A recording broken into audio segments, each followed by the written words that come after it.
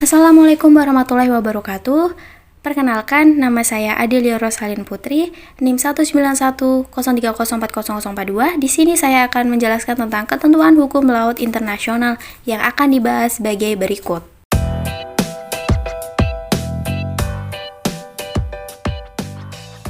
Yang pertama, pengertian tentang hukum laut internasional.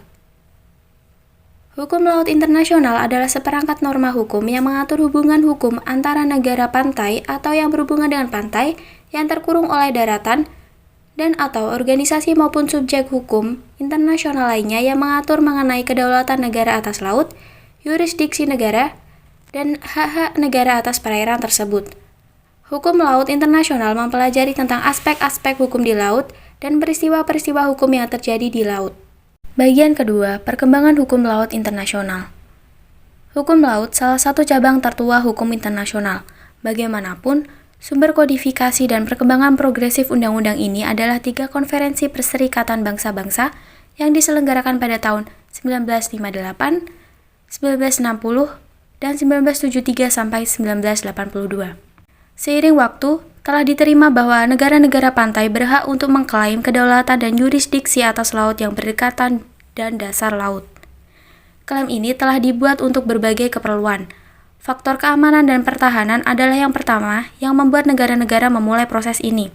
Hukum laut internasional mengalami perkembangan yang terus-menerus, mengalami penyempurnaan dari waktu ke waktu untuk kepentingan umat manusia melalui aturan-aturan yang berlaku untuk setiap negara. Pemikiran-pemikiran para ahli dan konferensi-konferensi tentang hukum laut internasional turut mewarnai proses perkembangan hukum laut internasional saat ini. Bagian ketiga, Konvensi Jenewa tahun 1958. Dari tanggal 24 Februari hingga 27 April 1958, di kota Jenewa, Switzerland, telah diadakannya suatu konferensi internasional tentang hukum laut yang dihadiri oleh wakil-wakil dari 86 negara. Daftar negara peserta memperlihatkan perubahan yang telah terjadi dalam keanggotaan masyarakat bangsa dengan telah masuknya negara-negara yang memperoleh kemerdekaannya setelah akhir Perang Dunia Kedua. Kenyataan dan faktor bertambah pentingnya laut sebagai sumber kekayaan alam dan kemajuan teknologi menjadikan konferensi hukum laut yang diadakan di Jenewa pada tahun 1958 ini suatu kejadian yang penting dalam perkembangan hukum laut masa kini. Konferensi Hukum Laut Jenewa tahun 1958 diadakan berdasarkan Resolusi Majelis Umum PBB nomor 1105 atau ke-11 tanggal 21 Februari 1957. Hasil Konferensi Hukum Laut Jenewa tahun 1958 menghasilkan 4 konvensi antara lain. Yang pertama, Convention on the Territorial Sea and Continental Zone atau Konvensi mengenai laut teritorial dan zona tambahan. Yang kedua, Convention on the High Seas atau Konvensi mengenai laut lepas. Yang ketiga, Convention on Fishing and Conservation of Living Resources of the High Seas atau Konvensi mengenai perikanan dan perlindungan kekayaan hayati laut lepas. Kemudian yang terakhir, Convention on the Continental Shelf atau Konvensi mengenai landas kontinen. Bagian keempat, Zona Ekonomi Eksklusif. Wilayah ZEE dihitung dari garis dasar laut lurus ke arah laut bebas sejauh 200 mil laut. Dalam zona ini, negara dapat memanfaatkan sumber daya laut untuk kesejahteraan bangsa. Negara lain memiliki kebebasan untuk pelayaran dan pemasangan kabel serta pipa di bawah permukaan laut. Laut ZEE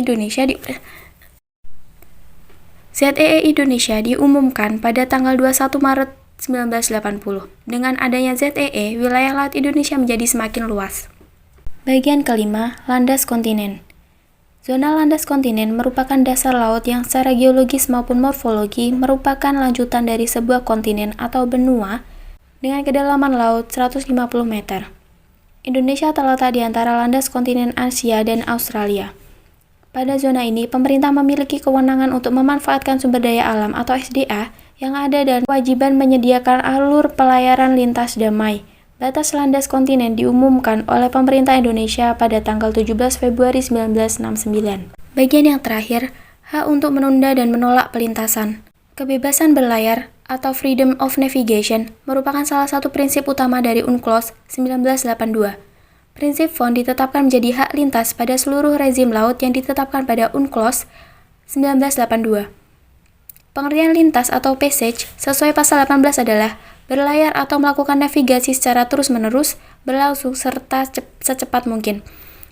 Baik itu bentuk sekedar melewati suatu negara pantai atau untuk menuju atau dari pelabuhan yang ada di negara pantai tersebut. Perilaku berlayar selain di atas dapat diperbolehkan jika kapal dalam situasi darurat atau bahaya atau sedang melakukan pertolongan darurat. Terdapat 3 istilah hak lintas dalam UNCLOS 1982, yaitu hak lintas damai atau Right of Innocent Passage, hak lintas transit atau Right of Transit Passage, dan hak lintas alur laut kepulauan, hak lintas damai. Istilah hak lintas damai digunakan pada rezim laut teritorial. Pasal 17 menyatakan, kapal semua negara baik berpantai maupun tak berpantai menikmati hak lintas damai melalui laut teritorial. Pasal 19 ayat 1 menjelaskan tentang apa yang dimaksud hak lintas damai, yaitu lintas damai adalah damai sepanjang tidak merugikan bagi kedamaian, ketertiban, atau keamanan negara pantai. Hak lintas transit. Istilah hak lintas transit digunakan pada part 3 tentang rezim selat yang digunakan untuk pelayaran internasional, yaitu selat yang digunakan untuk pelayaran internasional antara satu bagian laut lepas atau zona ekonomi eksklusif dan bagian laut lepas atau suatu zona ekonomi eksklusif lainnya. Contohnya adalah Selat Malaka. Ketentuan tentang hak lintas transit dapat dibaca mulai pasal 37 sampai pasal 44. Hak lintas alur kepulauan.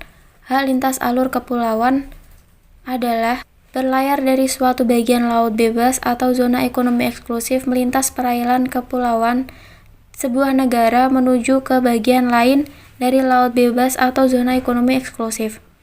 Pengaturan hak lintas ALKI. Yang dimaksud alur laut kepulauan Indonesia atau ALKI adalah rute navigasi yang sudah ditetapkan oleh pemerintah Indonesia serta sudah didaftarkan dan disetujui oleh PBB. Maritime Safety Committee atau MSC IMO pada tanggal 19 Mei 1998 telah menyetujui usulan atau submisi pemerintahan Indonesia mengenai penetapan Sumbu 3 atau alur laut kepulauan ALKI 123 beserta cabang-cabangnya yang dapat digunakan untuk melaksanakan hak lintas alur laut kepulauan. Pengaturan mengenai hak lintas ALKI bagi kapal asing diatur dalam Pengaturan Pemerintah atau PP Nomor 37 Tahun 2002 tentang hak dan kewajiban kapal dan pesawat udara asing dalam melaksanakan hak lintas alur laut kepulauan. PP 37 Tahun 2002 di atas merupakan peraturan pelaksanaan dari UU Nomor 6 Tahun 1996 tentang perairan Indonesia yang mengadopsi hak lintas alur laut kepulauan yang terdapat dalam UNCLOS 1982. Sekian penjelasan dari saya mengenai ketentuan hukum laut internasional. Apabila ada kesalahan kata saya, mohon maaf. Wabillahi taufiq wal hidayah. Wassalamualaikum warahmatullahi wabarakatuh.